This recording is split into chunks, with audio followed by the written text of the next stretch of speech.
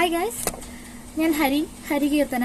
ഇപ്പോൾ +2 PCMB student ആണ്. കഴിഞ്ഞ വർഷം 10ൽ നിന്ന് +1 വന്നപ്പോൾ എനിക്കുണ്ടായ കുറച്ച് ഡിഫിക്കൽട്ടീസ് എന്തൊക്കെയാണ്, അതിനെ ഞാൻ എങ്ങനെയൊക്കെ സർവൈവ് ചെയ്തു, അതൊക്കെയാണ് ഈ വീഡിയോയിൽ ഞാൻ ഉൾപ്പെടുത്താൻ ശ്രമിച്ചിരിക്കുന്നത്. എൻ്റെ ഒരു എക്സ്പീരിയൻസ് ഷെയർ ചെയ്യുന്നതേ ഉള്ളൂ. ആദ്യം ഈ സയൻസിനെ പറ്റി പറയാം. ഇപ്പൊ ആപ്ലിക്കേഷൻ ഒക്കെ കൊടുക്കേണ്ട സമയമായി, അതുകൊണ്ട് നിങ്ങൾക്ക് അറിയായിരിക്കും. എന്നാലും എൻ്റെ ഒരു സമാധാനത്തിന് വേണ്ടി ഞാൻ പറയാണ്.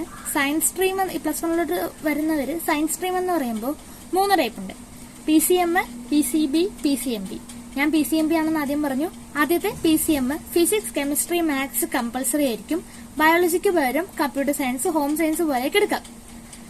പിന്നെ PCB ഫിസിക്സ്, കെമിസ്ട്രി, ബയോളജി കമ്പൾസറിയാണ്. മാത്സ് ഇല്ല, മാത്സ് പാടാണ്. പക്ഷേ ബാക്കിയുള്ള 3 സബ്ജക്റ്റും പഠിക്കണമെന്നുള്ളവർക്കാണ് ഈ ഒരു കോമ്പിനേഷൻ.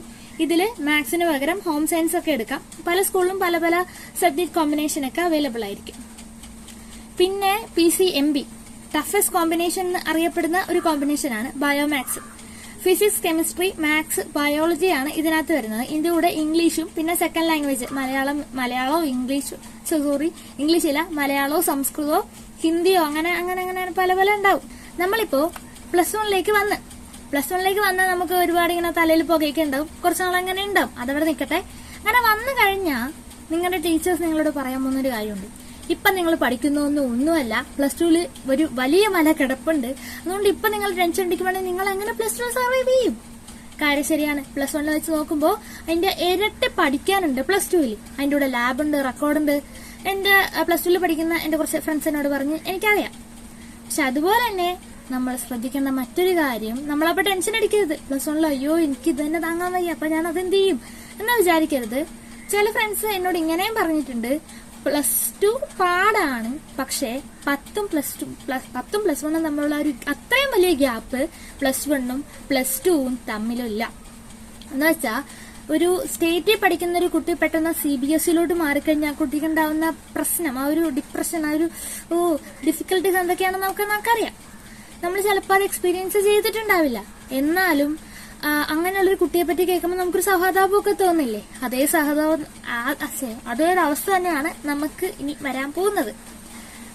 അല്ല, എനിക്ക് വന്നു, നിങ്ങൾക്ക് വരാൻ പോകുന്നത്. നിങ്ങൾ സ്റ്റേറ്റിൽ നിന്ന് CBSE സിലബസിലോട്ടാണ് മാറാൻ പോകുന്നത്. SCERT NCERT ചാട്ടം. സിലബസിൽ ക്വാണ്ടിറ്റി കൂടുന്നുണ്ട്, ക്വാളിറ്റി കൂടുന്നുണ്ട്, രണ്ടും ഒരേപോലെ ഇങ്ങനെ കൂടുന്നുണ്ട്. എന്റെ ഒരു ബാച്ച് എന്ന് പറഞ്ഞാൽ 10 അത്യാവശ്യം പ്രശ്നമില്ലാത്തതായിരുന്നു. നിങ്ങളുടെ ഇപ്പോ സിലബസ് മാറി കുറച്ച് ആദ്യം തന്നെ കുറച്ച് ഭാരം എടുത്ത് തലയിൽ വെച്ചതെന്ന കാരണം നിങ്ങൾക്ക് അത്ര വലിയ ഗ്യാപ്പ് ഫീൽ ചെയ്യുമെന്ന് എനിക്കറിയില്ല. എന്തായാലും എനിക്ക് നല്ല ഗ്യാപ്പ് ഫീൽ ചെയ്തിരുന്നു. ഏറ്റവും പ്രശ്നം എന്ന് പറഞ്ഞാൽ ഒരു 10ൽ നിന്ന് +1 വരുമ്പോൾ ഒരു ഡ്രാമാറ്റിക് ചേഞ്ച് എന്നൊക്കെ പറയില്ലേ, അത് ശരിക്കും വരുന്നത് ടെക്സ്റ്റ് ബുക്കിലാണ്. ടെക്സ്റ്റ് ബുക്കിൽ തന്നെ ഡിപ്പെൻഡ് ചെയ്ത് പഠിക്കണമെന്ന് ഒരു നിർബന്ധമില്ല. നിങ്ങൾക്ക് പറ്റുന്നില്ല എന്നുണ്ടെങ്കിൽ കണ്ണും പൊട്ടി നിങ്ങളുടെ ട്യൂഷനോ സ്കൂളോ അല്ലെങ്കിൽ ഗൂഗിളിലൊക്കെ സൈറ്റിൽ ഇങ്ങനെ നോട്ട്സ് ഒക്കെ ഉണ്ടാവില്ലേ, അതൊക്കെ നോക്കി വേണമെങ്കിലും പഠിക്കാം, കുഴപ്പമൊന്നുമില്ല. ബട്ട് ടെസ്റ്റ് നോക്കുന്നതായിരിക്കും കുറച്ചുകൂടി നല്ലത്. നമ്മൾ എൻട്രൻസ് ഒക്കെ നോക്കുന്നുണ്ടെങ്കിൽ, എൻട്രൻസിലോട്ടൊക്കെ ഒരു കണ്ണുള്ളവരാണ് ഈ സയൻസ് സ്ട്രീമിലോട്ട് വരുന്നതുകൊണ്ടുണ്ടെങ്കിൽ അവർ ടെസ്റ്റ് നോക്കുന്നത് വളരെ നന്നായിരിക്കും. അത് മാത്രമല്ല, ടെസ്റ്റിലെ എക്സാമ്പിൾസ്, എക്സർസൈസ് അങ്ങനെയൊക്കെ പറഞ്ഞ കുറെ ക്വസ്റ്റ്യൻസ് കിടപ്പുണ്ട്. SCERT പോലെയല്ല, കുറെ മാറ്റങ്ങളൊക്കെ ഉണ്ട്. അങ്ങനെ എക്സർസൈസ് ഒക്കെ ചെയ്ത് നോക്കിക്കഴിഞ്ഞാൽ നമുക്ക് വലിയ ഉപകാരമായിരിക്കും. മാത്സിലെ എക്സാമ്പിളും എക്സർസൈസും ഞാൻ ചെയ്യാറുണ്ട്. പക്ഷെ ഫിസിക്സിലും കെമിസ്ട്രിയിലും എക്സർസൈസിലോട്ട് പോകാൻ പറ്റിയിട്ടില്ല. അത്രക്ക് സ്റ്റാൻഡേർഡ് എനിക്കില്ലായിരിക്കും, അതുകൊണ്ടായിരിക്കും.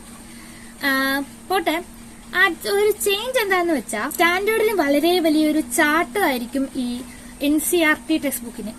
എന്തെന്ന് പറഞ്ഞാൽ ഞാൻ പണ്ട് കുഞ്ഞിലേ തൊട്ട് സ്കൂളിൽ നോട്ടുണ്ടാവും, ട്യൂഷൻ ക്ലാസ്, ഞാൻ ഓൺലൈൻ ട്യൂഷന് പോകുന്നുണ്ട്, അവിടെ നിന്നുള്ള സ്റ്റഡി മെറ്റീരിയൽ കിട്ടും.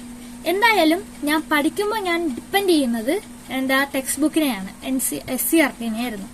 പക്ഷെ +1 വന്ന് ആദ്യത്തെ ഒരു ചാപ്റ്റർ ജൂണിന്റെ തുടക്ക സമയത്ത് തന്നെ ട്യൂഷൻ ക്ലാസ്സിൽ തുടങ്ങി, ഓൺലൈനിലായിട്ട് തുടങ്ങി.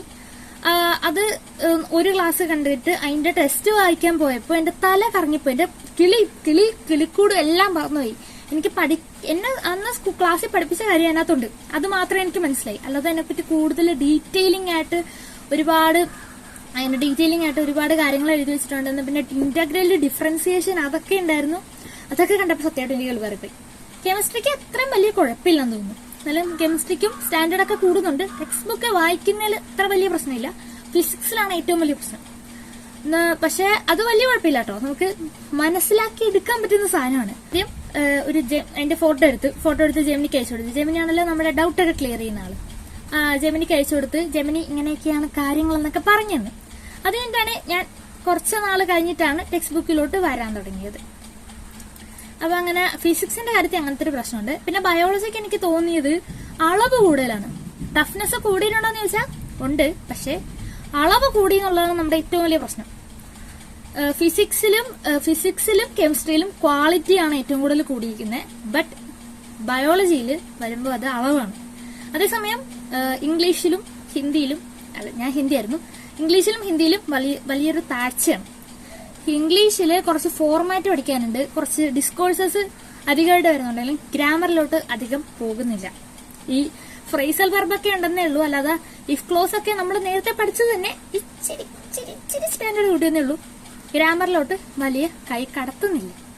എനിക്ക് ഇംഗ്ലീഷും ഹിന്ദിയും കൂടുതൽ സിമ്പിളായി വന്നതുപോലെയാണ് തോന്നിയത്. ഹിന്ദി ശരിക്കും, ഹിന്ദിക്ക് 2-3 ഫോർമാറ്റ് ഒക്കെ ഉണ്ട്, അതൊക്കെ മാത്രം പഠിച്ചുകൊണ്ട് പോയി. പിന്നെ കുറെ പരസ്യം, പോസ്റ്റർ, അങ്ങനെയൊക്കെ സംഭവങ്ങളൊക്കെ ഉണ്ട്, വരച്ച് ഭംഗിയാക്കാനുള്ള സാധനങ്ങളൊക്കെ. അപ്പം അതുകൊണ്ട് എനിക്കത് വലിയ കുഴപ്പമില്ലാത്തതായിട്ടാണ് തോന്നിയത്. നമ്മൾ പറഞ്ഞു വന്നത് ബയോളജിയുടെ കാര്യമാണ്. ബയോളജിക്ക് ബോട്ടണി ഇത്തിരി പാടായിരുന്നു കേട്ടോ. സുവോളജി വലിയ കുഴപ്പമില്ലായിരുന്നു. ഫസ്റ്റ് ഒരു സൈഡിലൊക്കെ നമ്മളെ ഞാൻ തലോലിച്ചൊക്കെ കൊണ്ടുപോയി. ബട്ട് ബോട്ടണി നമ്മൾ ആദ്യം തന്നെ പേടിപ്പിച്ചാണ് വിട്ടത്. ബോട്ടണിയിലെ ഫസ്റ്റ് ഒരു 2 ചാപ്റ്റേഴ്സ് ഭയങ്കര പാടായിരുന്നു. അതാണ് ഞങ്ങൾ ആദ്യം പഠിച്ചത്. പക്ഷെ എനിക്ക് തോന്നുന്നു അത് കഴിഞ്ഞിട്ട് ബോട്ടണി വലിയ കുഴപ്പമില്ലായിരുന്നു. അത്ര കേസ് ചെയ്യാനൊന്നുമല്ല, ഏറ്റവും ലാസ്റ്റ് ഒക്കെ വരുമ്പോഴേക്കും നല്ല പാടായിരുന്നു. പക്ഷെ തുടക്കത്തിലുള്ള അത്രയും ഒരു നമ്മളെ പേടിപ്പിക്കുന്ന ഒരു സംഭവം ഇല്ലായിരുന്നു അവസാനത്തോട്ട് വരുമ്പോൾ. ഒന്നാമത്തെ കാര്യം, നമ്മളിങ്ങനെ പഠിച്ചു പോകുമ്പോൾ നമ്മളെ ലെവലൊക്കെ കൂടും. അതുകൊണ്ട് അങ്ങനെ വലിയ കുഴപ്പമില്ലായിരുന്നു എന്ന് പറയാം. ഇപ്പോഴും ഈ +1 തീരുന്ന ആ ഒരു സമയത്തും എനിക്ക് ഏറ്റവും ടഫായിട്ട് തോന്നിയിരുന്ന ഒരു സാധനം ഫസ്റ്റ് 2 ചാപ്റ്റേഴ്സ്. പിന്നെ എനിക്ക് പറയാനുള്ള ഒരു പ്രധാനപ്പെട്ട കാര്യം എന്താന്ന് വെച്ചാൽ, ആദ്യത്തെ 2 മാസം ചിലർക്ക് ആ സ്പാൻ കൂടുകയോ കുറയോ ചെയ്യാം. ആ സമയത്ത് നിങ്ങൾക്ക് വലിയ ബുദ്ധിമുട്ടായിരിക്കും ഉണ്ടാവുക. ഒക്കെ സിലബസ് മാറിയിട്ടുണ്ട്. PYQ എടുത്ത് നോക്കിക്കഴിഞ്ഞാൽ ഒന്നും മനസ്സിലാവില്ല. ചിലപ്പോൾ നമ്മൾ പഠിച്ച പാഠത്തിന്റെ PYQ എടുത്ത് നോക്കിയാലും പാടായിരിക്കും, നമുക്ക് ടാക്കിൾ ചെയ്യാൻ പറ്റണമെന്നില്ല. പിന്നെ ടെസ്റ്റ് വായിച്ചിട്ട് മനസ്സിലാവുന്നില്ല, നമുക്ക് ഇത്രയും നാൾ ഡിപ്പെൻഡ് ചെയ്ത പോലെ ഡിപ്പെൻഡ് ചെയ്യാൻ പറ്റുന്നില്ല. അങ്ങനത്തെ ഒരു പ്രശ്നം ഉണ്ടാവും. ഞാനാണെങ്കിൽ SSLC ഫുൾ A+ വാങ്ങി. ഇനി +1 അത് ഫുൾ മാർക്കായിട്ട് ഉയർത്തണം എന്നൊരു ചിന്തയോടെ കൂടിയാണ് വന്നത്. പക്ഷെ +1 കയറിയപ്പോൾ എങ്ങനെയെങ്കിലും ജയിച്ചാൽ മതിയെന്ന് ആയി മാറി എന്റെ ചിന്ത. എന്റെ കോൺഫിഡൻസ് താന്നുപോയി. എന്റെ ഡെയിലി എക്സാംസിനൊന്നും എനിക്ക് മാർക്ക് കിട്ടുന്നില്ല. എനിക്ക് നേരത്തെ അത്യാവശ്യം ഒരു 10ലാണെങ്കിൽ ഒരു 7ന് മുകളിൽ മാർക്ക് കിട്ടിക്കൊണ്ടിരുന്നതാണ്. ഇപ്പം ഒരു 6, 5 താഴെ അങ്ങനെയൊക്കെ ആയി തുടങ്ങി. എന്റെ കോൺഫിഡൻസ് മൊത്തം പോയി. പക്ഷേ ട്രസ്റ്റ് മീ, ആ ഒരു 2 മാസം നമ്മൾ നന്നായിട്ട് ഹാർഡ് വർക്ക് ചെയ്യുവാണെങ്കിൽ പിന്നെ നമ്മളെ പിടിച്ചാൽ കിട്ടൂല. നമ്മുടെ ലെവല് ഹൈ ആവും. ഞാൻ ആദ്യം പറഞ്ഞു നമ്മൾ പഠിച്ച് വരുമ്പോൾ ലെവൽ ഹൈ ആവുമെന്ന്. ചുമ്മാ കുത്തിയിരുന്ന അതിന്റെ ലെവൽ ഹൈ ആവട്ടെ എന്നിട്ട് പഠിക്കാൻ തുടങ്ങാം, ആ ഒരു ചിന്ത വേണ്ട. ചുമ്മാ കുത്തിയിരുന്ന ലെവൽ ഹൈ ആവില്ല. അങ്ങനെ ആദ്യം ചുമ്മാ കുത്തിയിരുന്ന് പണി മേടിച്ച കുറച്ച് എനിക്കറിയാം. അതുകൊണ്ടാണ് പറയുന്നത്, എക്സ്പീരിയൻസ് കൊണ്ട് അറിയുന്നതാണ്. ഇത് അഡ്വൈസ് ആയിട്ട് കരുതുന്നെങ്കിൽ കണ്ടോളൂ. ഒരു ആദ്യത്തെ സമയത്ത് കൺസിസ്റ്റന്റ് ആയിട്ട് കുറേശ്ശെ പഠിച്ചു പോകാൻ നിങ്ങളെ കൊണ്ട് കഴിയുന്നുണ്ടെങ്കിൽ നിങ്ങൾക്ക് +1 ഒരു വലിയ സംഭവം ആയിരിക്കില്ല. ഇത് ഇവിടെയുള്ളൊരു പ്രശ്നം എന്ന് വെച്ചാൽ, ഞാൻ ആദ്യം പറഞ്ഞു ക്വാളിറ്റി കൂടും, സ്റ്റാൻഡേർഡ് നന്നായിട്ട് കൂടും, അതിന്റെ കൂടെ ക്വാണ്ടിറ്റിയും അടിപൊളിയായിട്ട് കൂടുന്നുണ്ട്. അതുകൊണ്ട് കോൺസെപ്റ്റ് മനസ്സിലാക്കി പഠിക്കുന്നവർ മാത്രമേ ദയവ് ഇതിങ്ങോട്ട് വരാവുള്ളൂ. കാണാതെ പഠിക്കുന്ന ഒരുപാട് പേരെ എനിക്കറിയാം. കാണാതെ പഠിക്കുന്ന എനിക്ക് തന്നെ അങ്ങനത്തെ ഫ്രണ്ട്സ് ഉണ്ട്. അവർക്ക് ഒരിക്കലും അതിൽ പിടിച്ചു നിൽക്കാൻ പറ്റില്ല. കാര്യമായിട്ട് പറയുക, അവർക്ക് മാറണമെന്ന് വിചാരിച്ചാൽ മാറാം. അല്ലാതെ നമുക്കത് കാണാതെ പഠിച്ച് ഈ സാമാർ എല്ലാം നമ്മൾ കാണാതെ ആ ഒരു പ്രോഗ്രാം ചെയ്ത് കമ്പ്യൂട്ടറിൽ പ്രോഗ്രാം ചെയ്യുന്ന പോലെ തലക്കയറ്റാൻ നോക്കിയാൽ അതൊന്നും നടക്കില്ല. മനസ്സിലാക്കി പഠിക്കണം. മനസ്സിലാക്കി പഠിക്കാൻ എങ്ങനെയാണ് മനസ്സിലാക്കി പഠിക്കേണ്ടത് എന്ന് ചോദിക്കേണ്ട. നമുക്ക് ടെക്സ്റ്റ് വായിക്കാം. ടെക്സ്റ്റില് അതിന്റെ ഒരു സ്റ്റാൻഡേർഡ് കൂടുകയാണെങ്കിൽ തുടക്കം തൊട്ട് വായിക്കുവാണെങ്കിൽ നിങ്ങൾക്ക് അറിയാൻ പറ്റും. സിമ്പിൾ ആയിട്ടുള്ള കാര്യത്തിൽ നിന്നാണ് കയറി വരുന്നത്. നമുക്ക് ചിലപ്പോൾ അത് വായിച്ച് ബോർ വരെ അടിക്കും. നമുക്ക് ഏറ്റവും അറിയാവുന്ന കാര്യത്തിൽ നിന്ന് പതിയെ കയറി വരികയാണ്. ഇനി അത് പോരാഞ്ഞിട്ട് യൂട്യൂബിൽ ഒരുപാട് ക്ലാസ്സസ് ഉണ്ട്. നമുക്ക് മനസ്സിലാക്കുന്ന രീതിയിലാണ് ഞാൻ അവിടെ ക്ലാസ്സസ് ഒക്കെ എടുക്കുന്നത്. ഇപ്പോൾ എനിക്ക് ഓൺലൈൻ ട്യൂഷൻ ഉണ്ട്. അത് കഴിഞ്ഞിട്ടാണെങ്കിലും ചില റെഫറൻസിന് ഞാൻ ചിലപ്പോഴൊക്കെ യൂട്യൂബ് ക്ലാസ്സസും ഡിപ്പെൻഡ് ചെയ്യാറുണ്ട്. അങ്ങനെ നമുക്ക് മനസ്സിലാക്കി പഠിക്കാൻ പറ്റും. പിന്നെ എനിക്ക് +1 ജീവിതത്തിൽ എനിക്ക് ഏറ്റവും ഹെൽപ്ഫുള്ളായി തോന്നിയ ഒരു ടിപ്പ് ഞാൻ നിങ്ങൾക്ക് പറഞ്ഞുതരാം. ഇത് ഈ ഫയലാണ്. ഈ ഫയലിന്റെ അകത്താണ് സാധനമുള്ളത്. ഇത് നോട്ടീസിന്റെ ഇതാണ് കേട്ടോ. നോട്ടീസിന്റെ പുറകിൽ ഞാൻ നോട്ട് എഴുതിയതാണ്. ഞാൻ ആദ്യം അങ്ങനെയൊക്കെയായിരുന്നു. പിന്നെ എന്റെ ഒരു കസിൻ ചേട്ടന്റെ റെക്കോർഡ് എനിക്ക് തന്നു. അതിനകത്തുള്ള പേജ് കീറി നല്ല ക്വാളിറ്റിയുള്ള കട്ടിയുള്ള പേപ്പറായിരുന്നു. അതുപോട്ടെ, ഇതൊരു പേപ്പറിൽ ഒരു ഫിസിക്സിന്റെ കൈനറ്റിക് തിയറി എന്ന് പറയുന്ന ചാപ്റ്ററിന്റെ ഫുൾ നോട്ട് ഉണ്ട്. ഫുൾ നോട്ട് ഈ പേജിന്റെ അപ്പുറത്തും ഇപ്പുറത്തുമായിട്ട് ഞാൻ എഴുതി വെച്ചു. ഇതിനകത്ത് ആകെയുള്ളത് ഇക്വേഷൻസ് ഉണ്ട്, ഡയഗ്രാംസ് ഉണ്ട്. അത് മാത്രമല്ല ഇതിന് ഇങ്ങനെ വലിയ ഡെഫിനിഷൻസ് ഇല്ലായിരുന്നു. ഡെഫിനിഷൻസ് ഉള്ളതൊക്കെ ഞാൻ ചുരുക്കിയ കീവേഡ്സ് മാത്രമായിട്ട് എഴുതി വെച്ചിട്ടുണ്ട്. അങ്ങനെയല്ലാതെ ബയോളജിക്കും എനിക്ക് ഷോർട്ട് നോട്ട് ഉണ്ട്. നമ്മളെ സൈക്കോളജിക്കലേക്ക് ആണെങ്കിൽ ഇങ്ങനെ പെട്ടെന്ന് ഒരു ചാപ്റ്റർ ഫുള്ള് എനിക്കിപ്പോ നാളെ ടെസ്റ്റ് പേപ്പർ ഉണ്ടെങ്കിൽ അതിൽ നിന്ന് ഇങ്ങോട്ട് ഈ ഒരു ചെറിയൊരു പേപ്പർ കഷ്ണത്തിലേക്ക് മാത്രം നോക്കി നമ്മളത് കൂടുതൽ കോൺസെപ്റ്റ് പഠിക്കുമ്പോൾ നമുക്കൊരു മോട്ടിവേഷൻ കിട്ടും. നമുക്ക് എല്ലാം അറിയാന്നുള്ളൊരു ചിന്ത വരും. അഹങ്കാരമല്ല, ഒരു കോൺഫിഡൻസ് കിട്ടുമെന്നേ ഞാൻ പറഞ്ഞുള്ളൂ.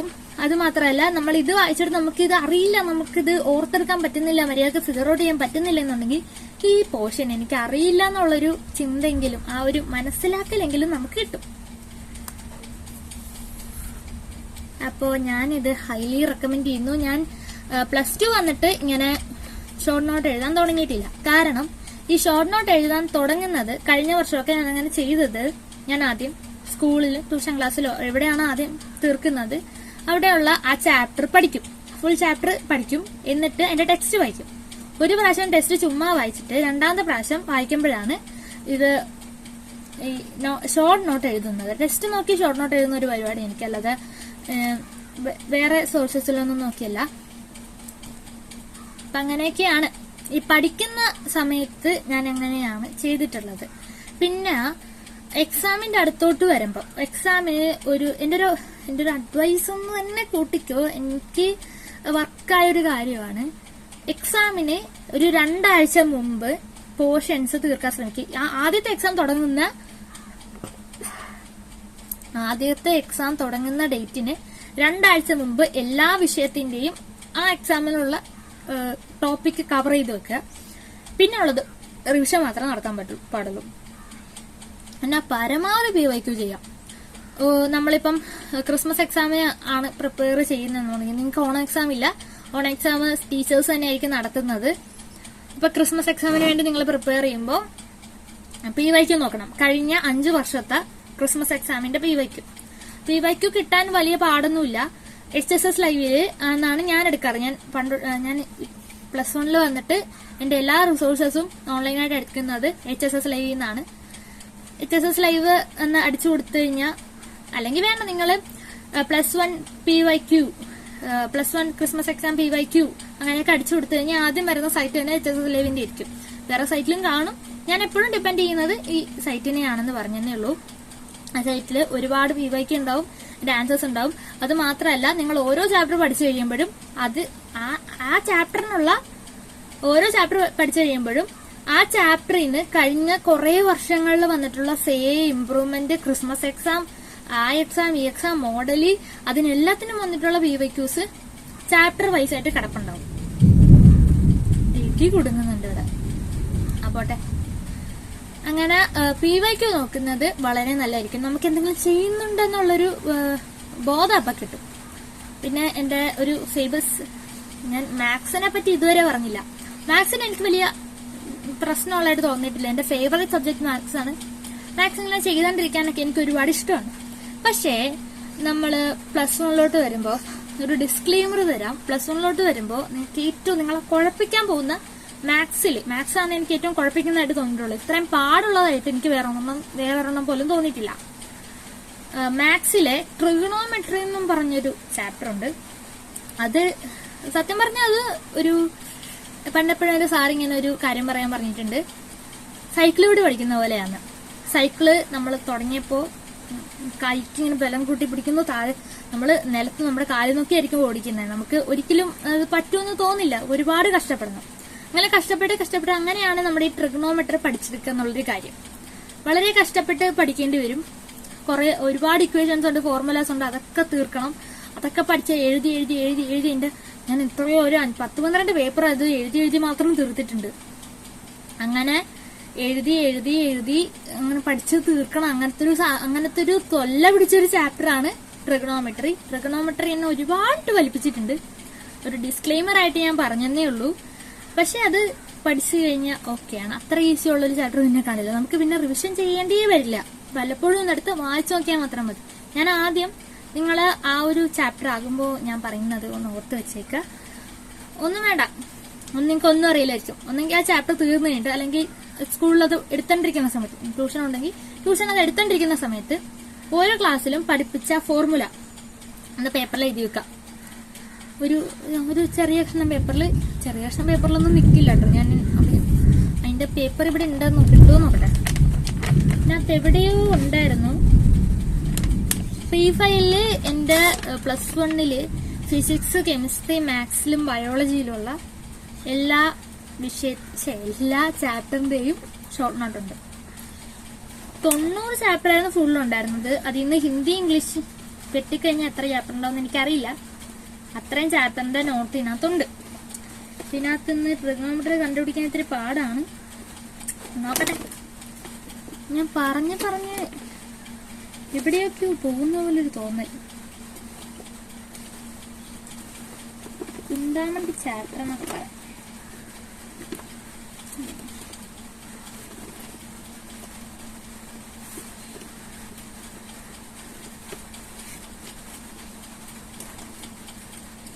കിട്ടിപ്പോയി.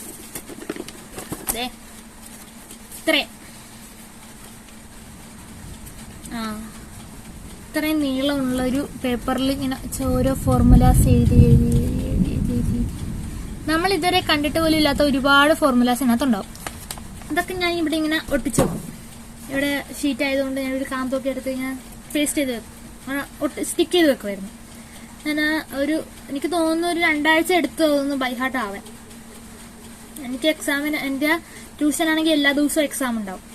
എല്ലാ ദിവസവും എന്ന് പറഞ്ഞാൽ കഴിഞ്ഞ ആഴ്ച എടുത്തത് ടോപ്പിക്ക് ഈ ആഴ്ച എക്സാം ഇടും.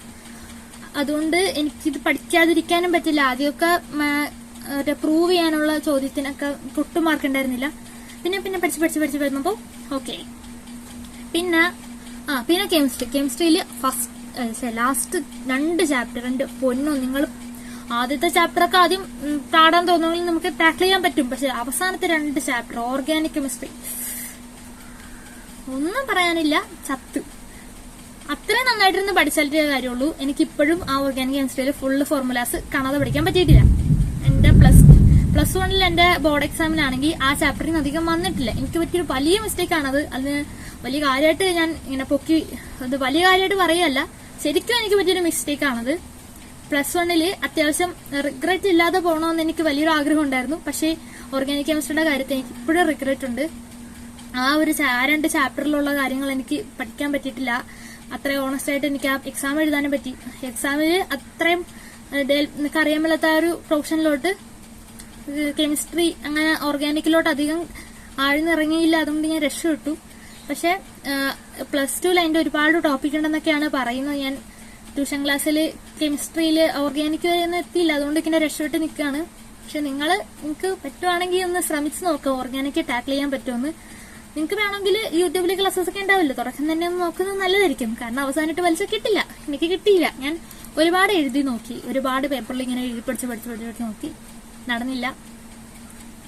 പിന്നെ ഈ അഡ്വൈസ് ഒക്കെ പറയുന്നത് ഞാനൊരു ടോപ്പർ ആയതുകൊണ്ടൊന്നുമല്ല, ഞാൻ എന്റെ എക്സ്പീരിയൻസ് പറയുന്നതേ ഉള്ളൂ. എന്റെ റിസൾട്ട് ഇതുവരെ വന്നിട്ടില്ല. Hope it is helpful for you. ഇനി അടുത്തൊരു വീഡിയോയിൽ കാണാം. ബൈ.